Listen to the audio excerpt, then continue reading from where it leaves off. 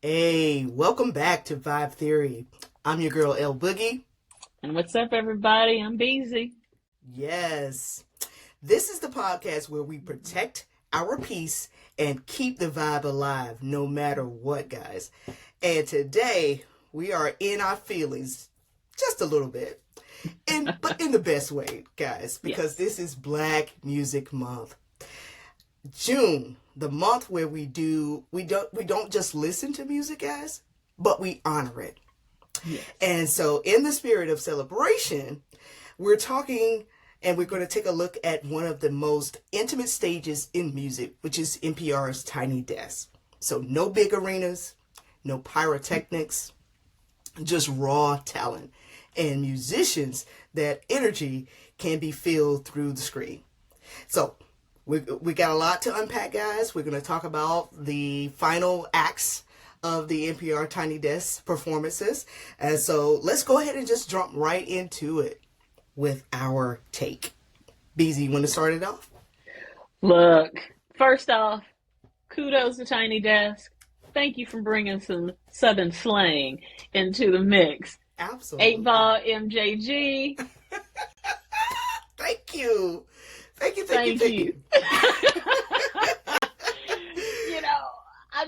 First off, I grew up with those guys, growing up in Mississippi, that was that Memphis Southern slang. Cause it was right across the Mason-Dixie line for me. Yeah. And so, so I grew up with them, and I'm going to be honest, hearing them on Tiny Desk with live music behind them, it just enhanced their music. Exactly. It was a different experience. It really was.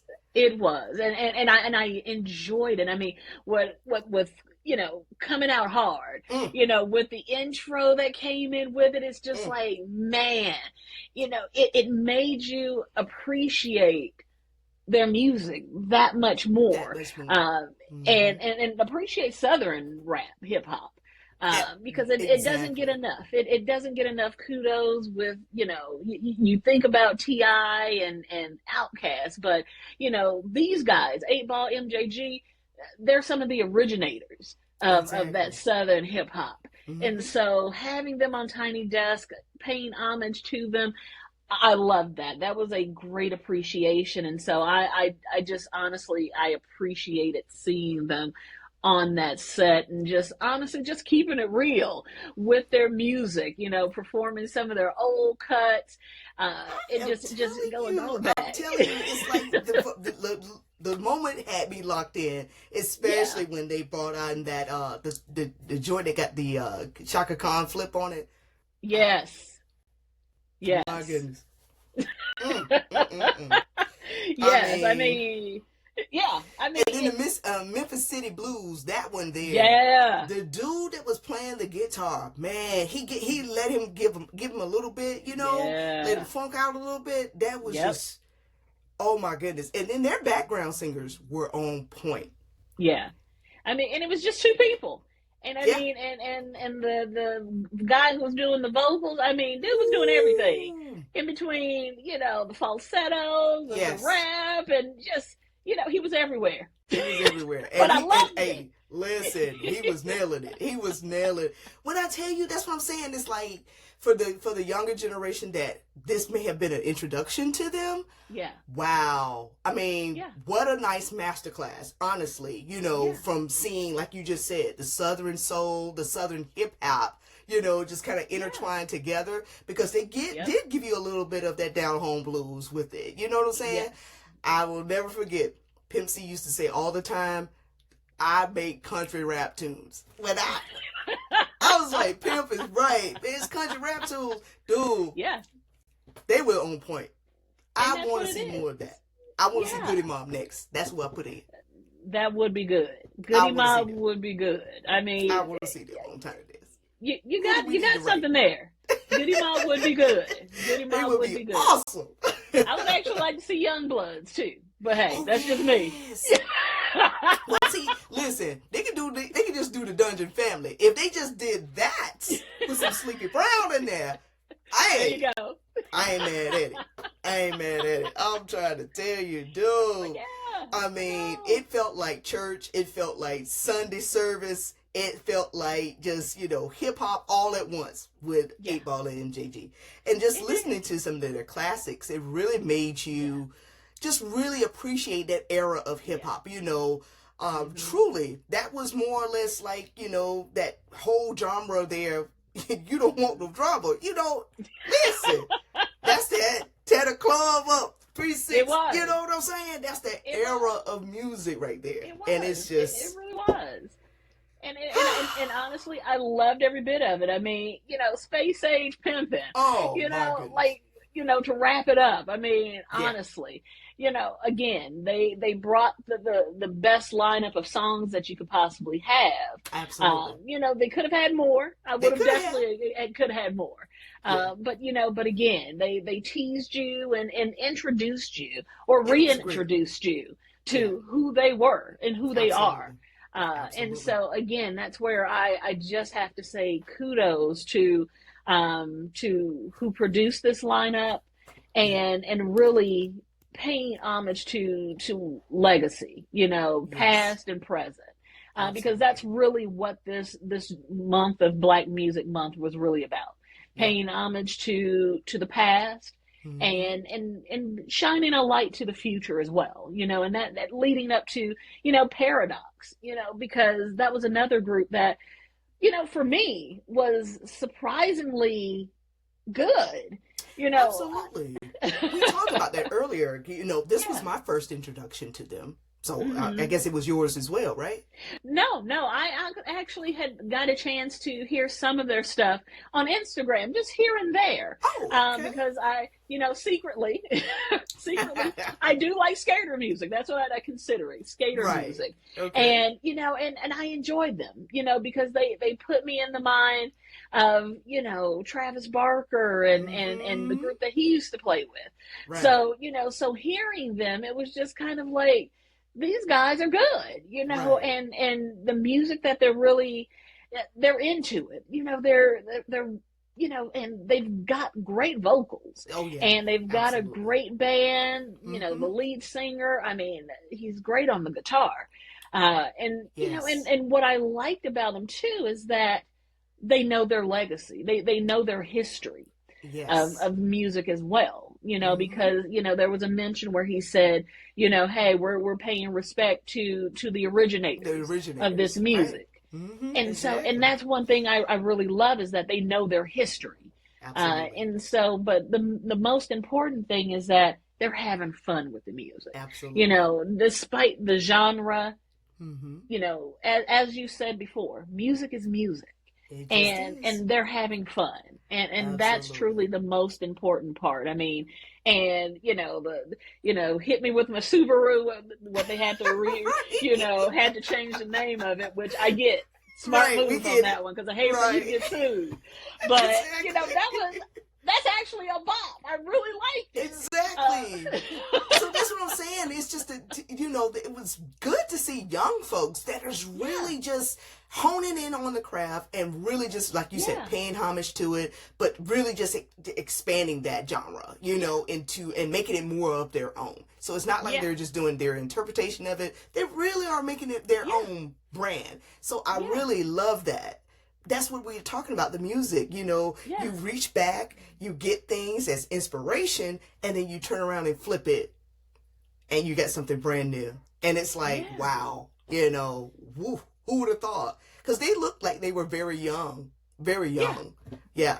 Yeah, I So mean, I probably give them, early early 20s, maybe, mid late teens, 20s. but yeah, Yeah. maybe. Mm-hmm. But Maybe. but in the end, it's good to see it, because Yes. there are so many artists now, African American artists who are That's going true. into that genre as well. Absolutely. So I hope to see more More. on that Right. platform, and Tiny Desk, giving them a platform to be able to see Exactly. them. So that's what And I'm thought hoping enough to of see. them too, right? That Exactly, they needed to be exactly. on that large platform. Well, because it's a Yes, small, tiny desk, but it still has a huge impact because of the it does. intimacy.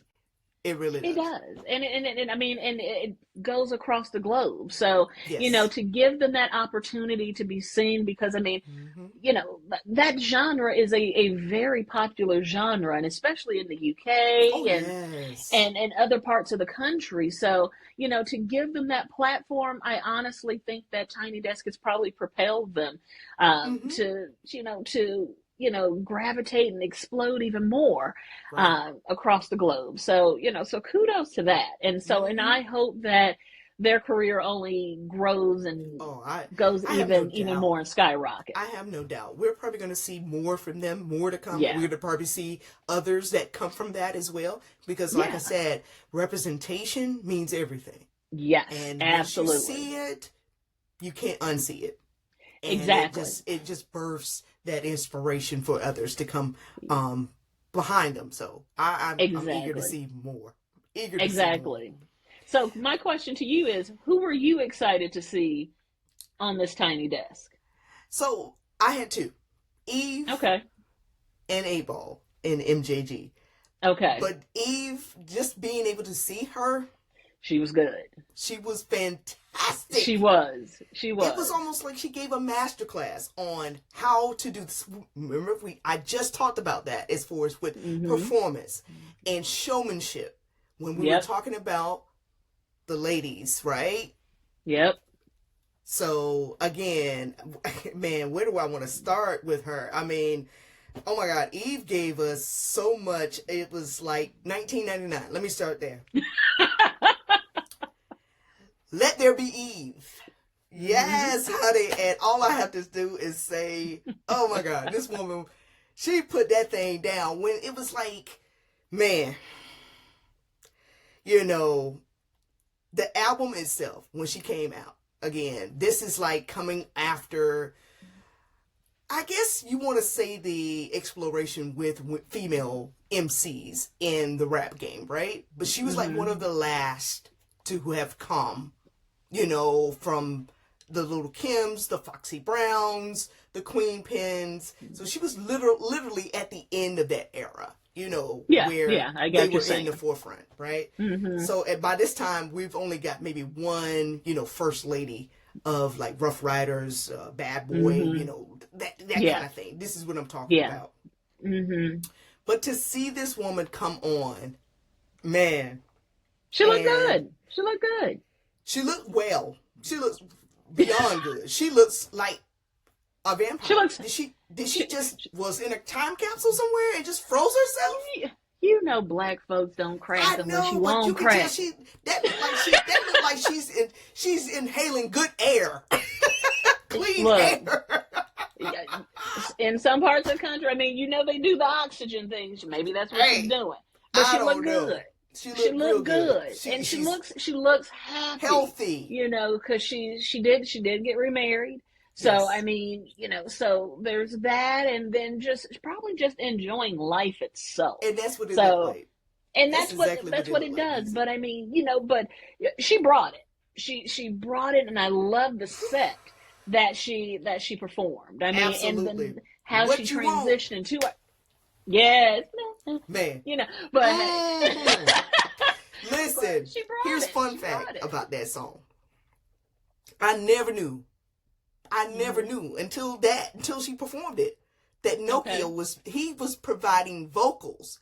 Nokia from Drew Hill. He Oh, provided vocals on that song. Did you know that? oh, I did not. I didn't even know the man could sing. Oh my God! So what you thought he was doing on Drew Hill? Just being Raising his eyebrow. there? No, you didn't. Nokia was okay. All right, we ain't gonna go into Drew Hill stuff. We ain't gonna go into the Drew Hill stuff. I guess we can say a lot about that, but I never knew that he provided vocals on that track. I never Okay. knew that. I never knew that. Swiss Beats, I can truly say that was a great combination. It was. It was. Again, you see that rarely in music where you have like a Mm. Timbaland and Missy, Mm. Bad Boy, Puffy and Lil Kim. I I got gotta you give saying. it to him. Yep. But you know, it was a great combo. Yeah. And here you have Swiss Beats with Eve and outstanding production. I mean, Yeah. I always love that song. That song had a lot of high energy. Yeah. They were locked in, really, really. And it just showed the musicianship of presentation, just her flow, her cadence throughout this song. That song went hard. And again, being on Ruff Ryders, we're thinking, you know, this is the home of DMX and so many others, you know. So it's like she had to come with it. This is what I'm talking about, though. When we're talking about that type of lyricism and as far as showing up in hip hop with females of that era, that's what we're talking about. It wasn't anything that was, I mean, the wordplay, man, her wordplay was nice. It was tight, and you had to be. You had to bring it. I mean, you had to look good and be able to talk about somebody's mama at the same time. That's what you had to be able to do. And I mean, and she called it right. She was a pit bull in a skirt, and that's what you had to be. And you had to be able to hold your own. And Eve has done that, and she has done that for years. And so, you know, again, so giving her that respect. Exactly. And they don't. So, you know, so to be able to give her, you know, that platform to be able to do that, giving her flowers and honestly, because, you know, be honest, you know, from that group of Ruff Ryders, she's the only one that's still relevant. That's true. Honestly, you know? I mean, honestly, let's be honest about that. I mean, I mean, really, at the time when they were, I mean, at the time it was just her and DMX. Really, when you thought about it, truly, you know, and that's no shade to the other brothers that were on that label. No shade at all. It's no shade at all. But again, when we're talking about, there was no hiding behind production, no production tricks or whatever. They were giving just raw vocals on the track, flowing with the track, morphing the track into whatever, and just really taking ownership of the track anytime they spit. Yeah. So, like, even when she went with Got a Man, just... Oh, I was like, man, the ad-lib. Nobody talks about her ad-lib on that thing, but that Jake was hard. I was like, this woman she went there, boy. She went there. And then her background singers. Old girl on the keyboard. Yeah. She had some flow. Oh, that girl got some pipes on her. I wanted to hear more. I was like, man, what? Everybody. That could be a concert. That was, she had a great set. She had a great set. And I mean, and honestly, the way she came in with the coat, just draped over. You know what I'm saying? Just stylish. These are things that I'm talking about. What the she came in like a queen. Used just to. You know. Come on, man. Come on, man. It was smooth. It was Philly. You know, she was giving you Philly, baby. Yes. So I was like, yes. That's sweet. I mean, come on, man. Her whole style, like you said, that show set, everything about it. I mean, the hits were coming. I mean, good gracious. And then, you know, of course, we got to go to Scorpion. That's my album. Yeah. I love the Scorpion, you know. Oh, my God. And, you know, just let me blow your mind. Think about it. That was a huge song. Dr. Dre's producing it, him and Scott Storch. And Gwen Stefani. Come on, man. First time that we see since Run DMC would Walk This Way and Aerosmith, right? Where you actually see two genres are coming together, formulating something else, right? Yeah. On that was a huge hit. Huge hit. Won a Grammy for it. Yeah, won a Grammy for it. So, I mean, and you know, and that's when she started to do that crossover too into pop. Yeah. So, I mean, so, you know, but again, you know, she doesn't get enough credit. And so, you know, so I am so glad that they had her on this set. And I mean, and I know that she also, you know, did hosting with BET as well. So, but to have her perform again, kudos. I'm very, very happy that they did, because I mean, to not showcase what she has done, Whew. would have been a disservice. And I mean, and it was a hot set. I mean, I loved Absolutely. it. I mean, Absolutely. I honestly did. There was not a performance song that she didn't As far as do the or song perform selection, yeah. that I did not like. I mean, it was like, She oh took man, you yeah, I forgot through. about She that. took you through. Exactly. Her body of work. Exactly. It was a great Exactly. And it was just exploration like, through her body of yeah. work. And I mean, The, and just the way that she faded into it, and just, exactly. Just kept the party going. I yeah, mean, she really here's did. another thing. Tambourine, man. Again, this is Swiss Yeah. Beats. Boy, the way that thing came on. But did you know this features a sample, Blow Your Whistle, by the Okay. Soul Searchers, 1974. Okay. Yes. See, that's what I'm saying. It's like when the producers were going, they were digging in the crates, guys. Yeah. They were going back, they were pulling out stuff that, not to the trained eye, you're going to be able to, to the trained ear, you're not going to hear it. But Yeah. it made some funky, just mixing funk and hip hop together. Mm-hmm. Time and time again, whenever you have those two combinations, you're bound for a hit. I'm sorry. Yeah. That is the formula. That is the blueprint, Yeah. guys. That is definitely the blueprint. It know what I'm is. saying? So for all your young producers trying to figure out what's your next hit gonna be, you need to study some funk, baby. You need to go ahead and get you some funk. Whatever your great granddaddy was playing. Not the great granddaddy. Well, come on, Look, the great granddaddy getting young now. He getting young. Great granddaddy, he could be in his late 50s, early 60s nowadays. You're right. You know what I'm saying? You're right. But hey, what goes around always comes back around. So I mean, absolutely. Hey, so funk is gonna make its way back. But again, Absolutely. it never left. It never left. So, It just evolved into something else. Exactly. Totally different, Exactly. But the one song that I love was "Who's That Girl." That's my favorite song by you. The way that thing with the horns, yeah. man, I was like, what the heck? This Jake, what? She finna rock. And then on the back of that bike, I was like, man, this girl is on the bike hard. Yeah. I said, live music just has a way of just enhancing a song. And, just overall with all of these performances, each artist, their sets were just brought to a whole totally different level. Absolutely. with live music. You got a different experience, whether it was 8Ball and MJG or Eve or Joe Flowetry.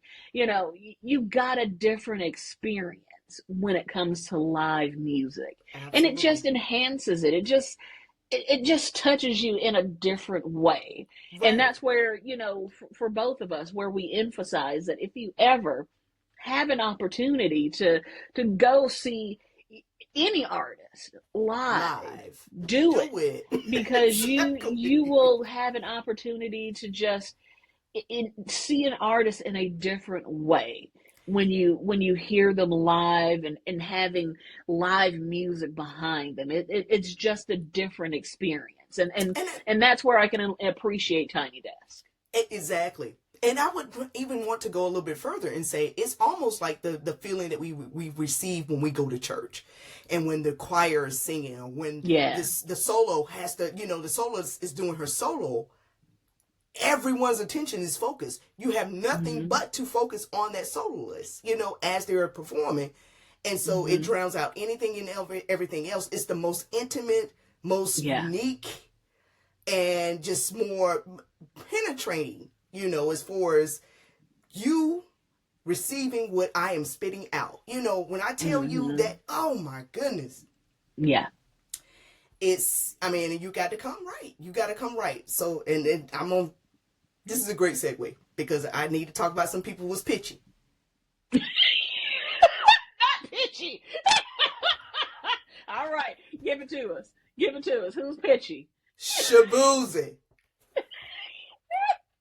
So, here's the thing, yo. I know he probably was a little, let me just say this. He probably was a little, nervous. nervous. Yeah, we're gonna say that. We're gonna say it's nervous. But Okay. but again, that second when that second track come, you know, I'm gonna give him the benefit of the doubt. But the second track, it fell flat. It fell flat. Man. So I was like, all right, Shaboozey, where you at, baby? What's going on? Because the background singers, I know they probably, you know, the little lady on the ukulele, she was looking like, what going on? The drummer at one time, like, is he all right? I'm just saying, you know, y'all, I'm making this up. I don't know if that's what that man was saying. But honestly, it was when Leon Bridges came out there and sung, and I was like, thank God, okay, maybe you can hear his tone, but you need to get the monitor in your ear, man. Come on, y'all gonna have to get the monitor in your ear. And if you don't know how to sing like that without it, don't do it. Don't do that. Maybe some spit went down the wrong pipe. Oh, no.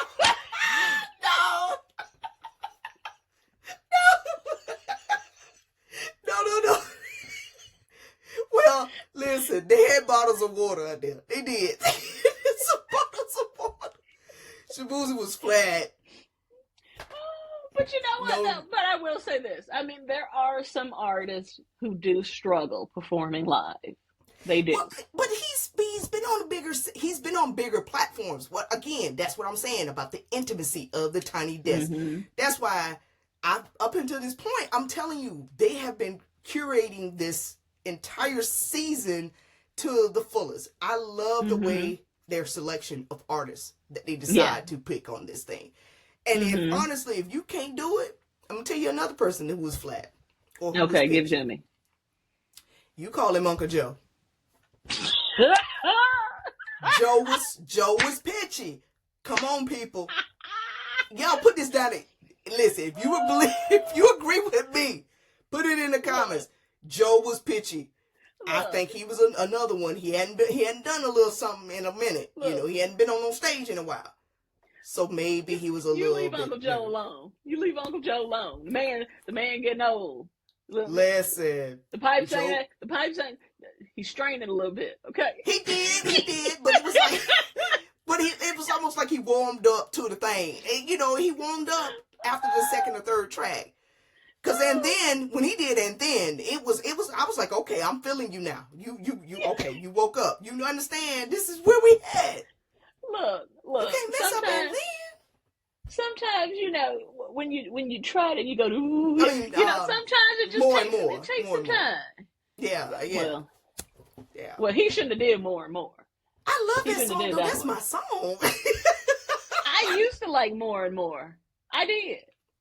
I used to. I know where you're going. You know where I'm going, so I ain't even got to finish it. But that's right. But we're not talking about him right now. But here's the thing.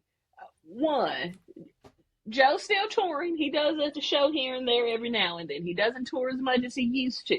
Right. But, you know, as you get older, you know, you can't do the things that you used to do. This is true. You know, so he's got to warm up the vocals a little bit. You know, he needs to bring it down a little bit. You know, he can't go high like he used to. That's true. That's true. And I'm gonna give him the benefit of the doubt because he's getting older too. You know, so we can't hold them notes like we used to. So again, exactly. Y'all got to bring it though. If you come into Tiny Desk, listen, you can't be second guessing yourself. I'm gonna need y'all to do a rehearsal. Even if you have to do it in your living room or in your basement somewhere, you have some of your closest friends come over. Well, we're going to surround some desks around in the practice. Surround some desks around, put a desk up there. It's up close and personal. You cannot, listen, because whoever mic Tiny Desk, you can hear everything. I cannot with you. I'm just saying.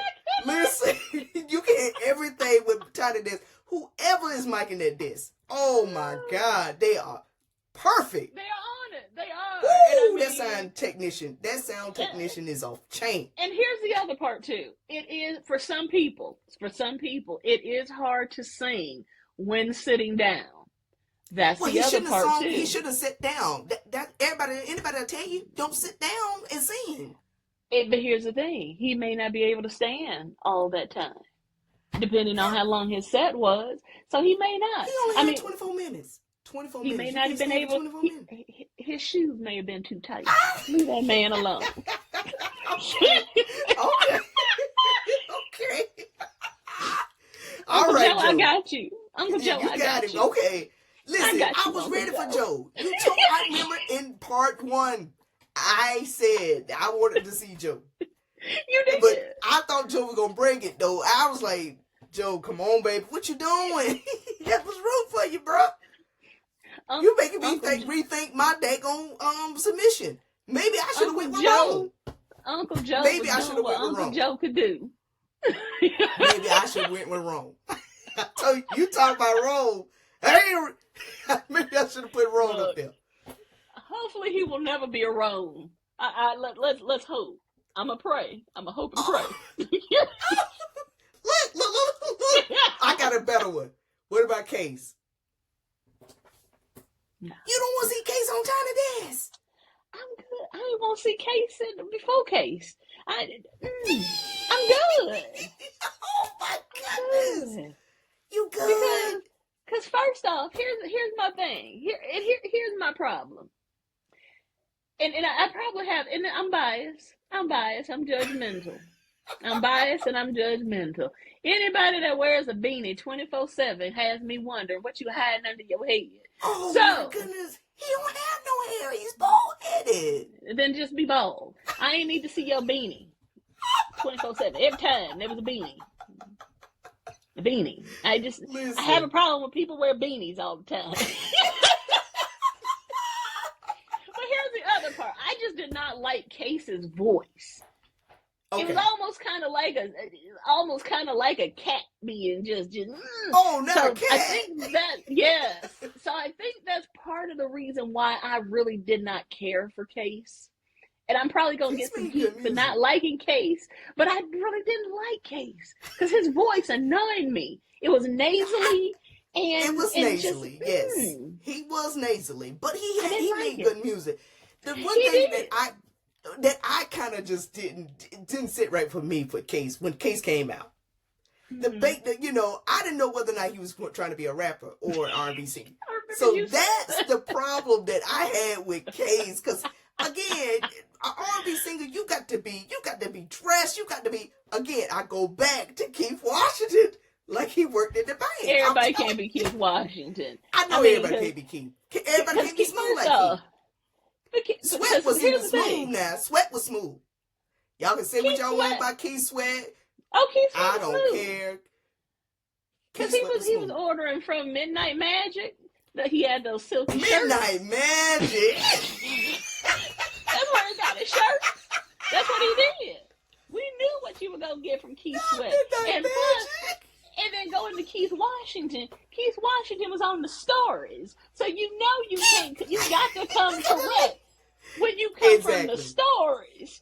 So, but that was the 90s. That was the late 90s. I mean, that's what we did. We had our combat boots. We had our baggy jeans. We had our hats. We had our jerseys. That's what we did. I mean, because look at, for example, Jagged Edge. They did the same exact thing. We just said the and same they were thing about R&B Jagged Edge. Right. Mm-hmm.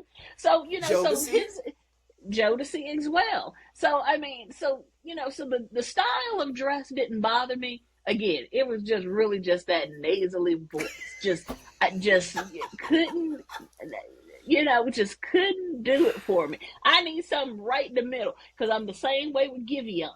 I don't like Giveon either. Yeah, but that's a whole totally different conversation. Yeah, but his stuff is really good. I mean, that dude can pen, man. He got good. Oh man, he might be able to pen, but I ain't never gonna listen to it because I can't get past it.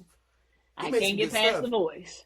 He's like a troll in a dungeon. I just can't get past it. Oh, I just think of the little trolls that was so creepy. I just can't get past it. No, man, no. I can't get past it. But you know what? But let me stop. But another person I like, and it's funny. I'm about to go to gospel. Fred Hammond. I love Fred Hammond. Fred Hammond delivered it. He did. He delivered it. I mean, he did No Wampin'. Man, it took me back to Wow. You remember those CDs, the Wow CDs in the 90s? Boy, Yes. that's when they had the hottest Mm-hmm. gospel singers Yeah. all do a compilation album. Man, they don't even do them things no more, do they? Put If it in they the do, comments, I mean, y'all, if they still doing it. Wow. They should bring that back if they're not. Because that if they was... do, I mean, what number were we on? Like, Wow 1000? I mean, because I think the last one I stopped was like, Wow 38. Like, man, what number we And on now? that's when Kurt Franklin had Stop Out. What? Like, seriously. I mean, like, they dropped a new Wow every quarter. Like, They sure did, boy. But I was running to Circuit City, getting that drink. Hey, Circuit City. Ooh, stop boogie. I was running to Circuit City, Best Buy, you name it. I was running there to get that Wild CD, man. Shoot, that's where I found Dirty McClurkin. Who? What other dude? Ty Tribbett, boy. All the cats was on that All tape. of them. They were on that compilation CD. But Heck wow. yeah. Karen Carter Sheard. I mean, all them cats was on there, man. Yep. Man, please. But no, I mean, but honestly, you know, it was, again, this is where I just have to give kudos to whoever compiled this list of artists, because you had a mixture of everyone, you know, Ira Starr, Floetry, Joe, Eve, Fred Hammond, Shaboozey, Gina, you know, who we talked about in the first episode, Paradox, 8Ball MJG. So, I mean, you had a plethora of different artists from different, you know, areas. I mean, you know, and we haven't even talked about Ira Starr, you know, with her music, because, I mean, you know, with her music, you know, having an Afro fusion of, you know, Afro beats and, you know, R&B, hip hop mixed all into it, which was, again, refreshing. And so just seeing all of this art, this is what I'm going to call it. This was art. You know, I just again, kudos, because it just, for me, it just makes me excited to see what they'll come up with next. I frequently watch Tiny Desk. That's how I'm introduced to so many new artists, and that's why I love Tiny Desk, because, you know, they give a platform to those artists that, you know, get looked over. Absolutely. That's why I'm so happy they did this. Yes. So kudos to Bob Carter, who is the host and series producer for the NPR's Tiny Desk. Kudos to you, because, brother, this was fantastic. Each year you deliver, and each year I'm like, how is he going to top the next? You know, so it's like, wow. I've been rocking with Tiny Desk before they had visuals. So before they aired it and actually put it on YouTube, where you were just listening to it, you know, on your local classical station, 88.1 in Augusta, Georgia. That was me. I was sitting back listening to this Tiny Desk, like, what is this? And like, wow, I wish I could see it, you know, but just to hear it. I mean, kudos to the, you know, National Public Radio. Again, this is something that is definitely needed when it comes to the arts. All of this programming, fantastic. I mean, I listen to so much. I will start early in the morning with the news and follow it all the way down, you know. And then also the things that they would have and the programming that they would have on the weekends as well. So, again, kudos to National Public Radio. And if, guys, please check out your National Public Radio, because every city has a station. That will definitely introduce you to new artists outside of your genre that you're currently listening to. So, by all means. But again, we just want to say, guys, if you love this episode, please share it, guys. Like and subscribe. Again, we also have a companion piece, a playlist with all of the Tiny Desk performances. So we got songs there, nice little playlist on Apple Music as well as on Spotify that you guys can download and check out some of the artists there. Again, to kind of ride with you guys, to take home with you. So please feel free to check that out. And then again, we just want to make sure that we give our flowers to all of our artists, everyone who was actually scheduled to perform. Again, shouts out to BET, where music lives, you know, and it literally was the foundation for Black entertainment.